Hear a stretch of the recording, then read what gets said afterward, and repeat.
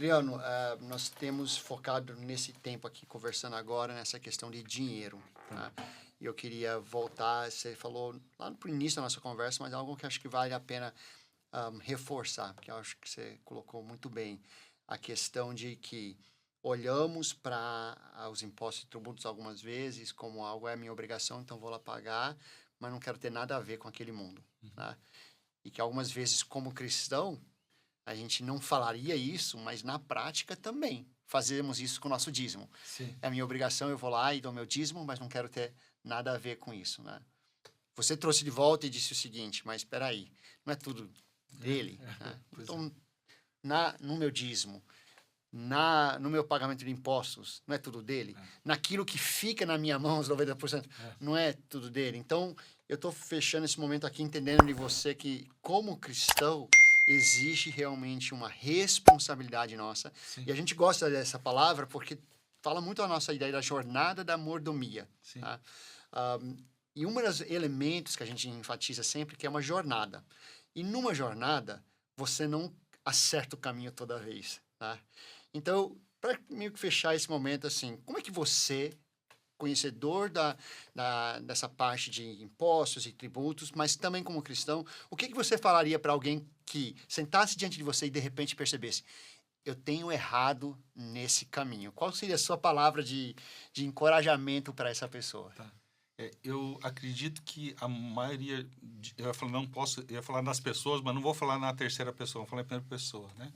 A maioria de nós, a dificuldade não é saber para onde ir ou o que tem que fazer, mas muitas vezes é de saber onde está e como está, né?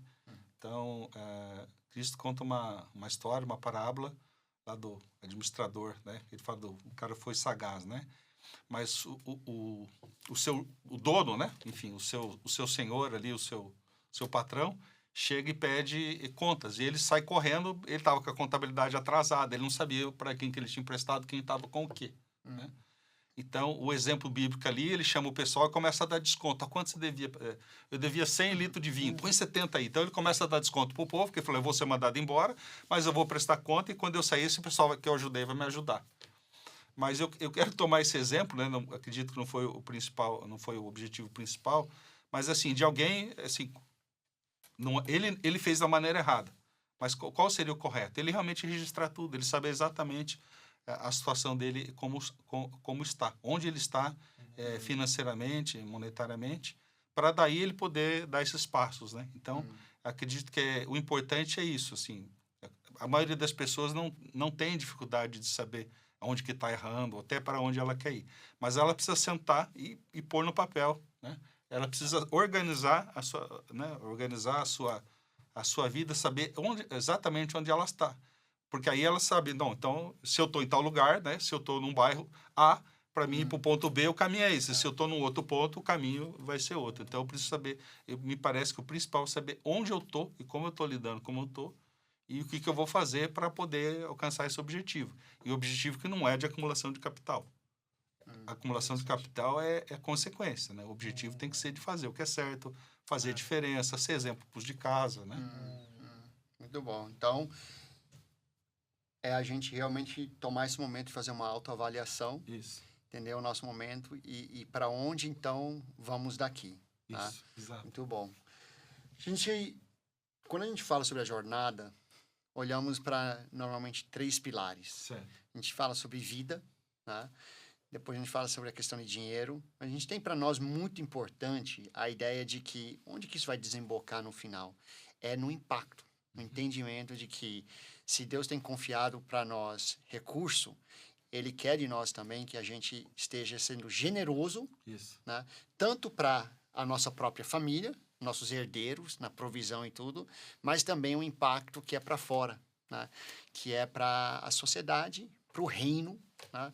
E para a sociedade. Gostaria de perguntar para você como é que a gente pode olhar para essa questão de impostos e tributos e ter esse olhar de como a gente faz isso da melhor forma para também esse olhar de impacto. Né? Sim. Aqui a gente está falando sobre elisão, Sim. correto, versus evasão. Agora a gente está dizendo o seguinte, como é que eu direciono na medida possível para impacto? O que você poderia nos dar aí de dicas para as famílias? Sim. Impacto, normalmente a pessoa pensa assim, o que eu vou fazer com a minha comunidade, na igreja, na sinagoga, o que eu vou fazer no meu bairro, às vezes com doação, com trabalho, mas a gente pode fazer isso com tributo também. A gente tem, isso é muito subutilizado, tá? A doação do imposto de renda da pessoa física. Só que, normalmente, se eu tenho uma capacidade, quando chegar a declaração, aí eu descubro, puxa, em vez de eu recolher 5 mil de imposto, ou eventualmente até eu tenho restituição, mas de acordo ali com a minha situação em cima do imposto devido, eu posso fazer uma doação, por exemplo, até 3% para o fundo da criança e do adolescente, até 3% para o fundo do idoso. Aí eu faço a conta ali, cara, mas eu vou ter restituição, mas eu vou ter que fazer, digamos, eu vou ter uma restituição de 5 mil reais, tipo despesa médica, escola de filho e tal. Aí eu descubro que eu posso doar 3 mil. Na verdade, não é nem doar, é destinar.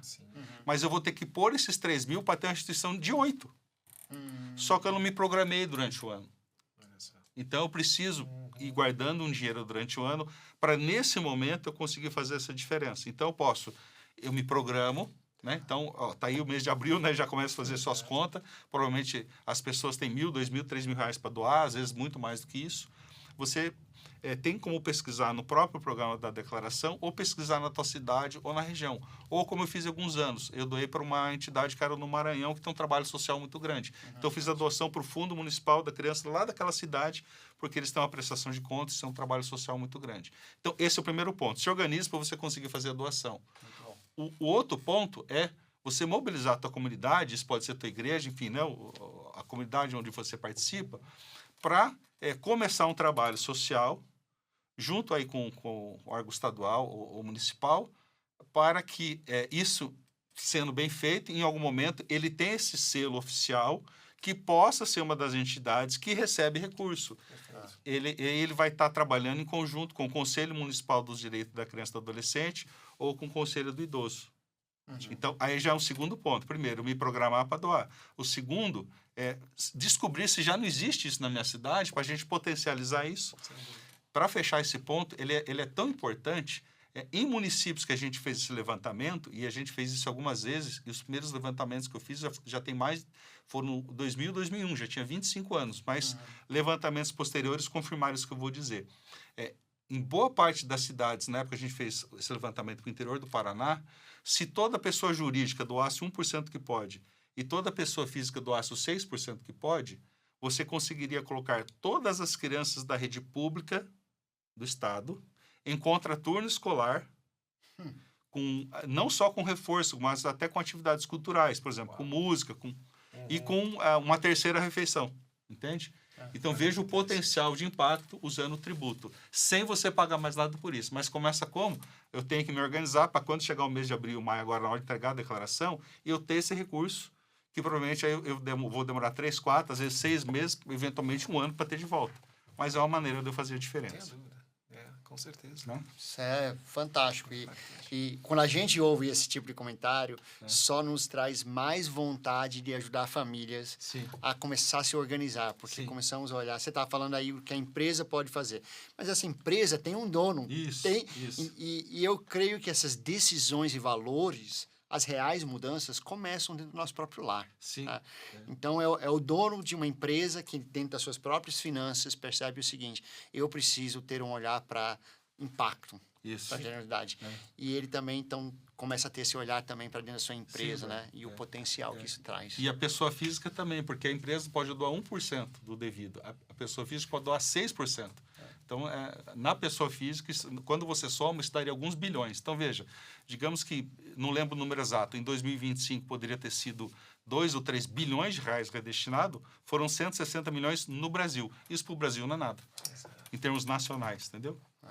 Rapaz, isso é esse tipo de coisa que aquece o nosso coração, né? Você vê que tem possibilidade, que tem potencial. E eu conecto de novo a Mateus 6, né?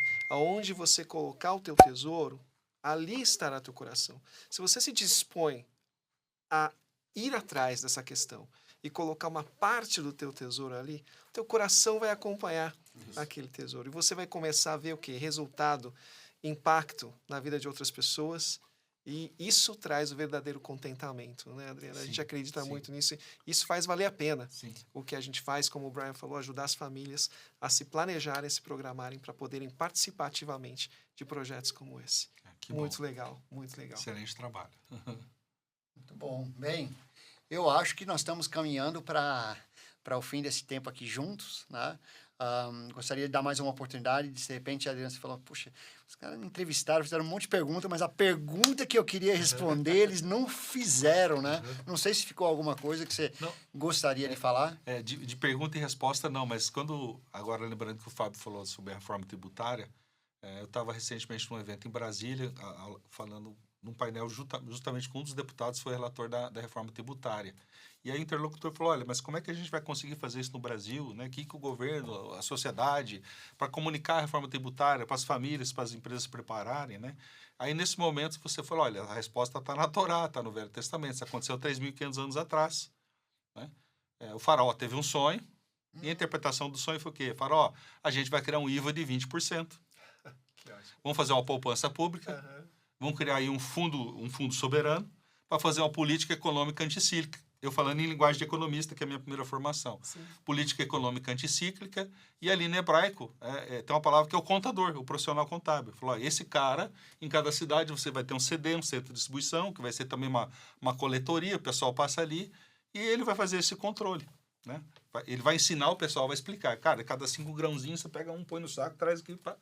Então, E na época, o ministro da Fazenda era o José. Era o José do Egito. José. Exatamente. Então, o que é esse contador? É o planejador financeiro. É aquele que vai estar junto das famílias orientando. Cara, você tem que proceder assim. E ali você pode tanto... Eu fiz essa metáfora, né, para trazer as pessoas para perto do texto bíblico, da palavra de Deus.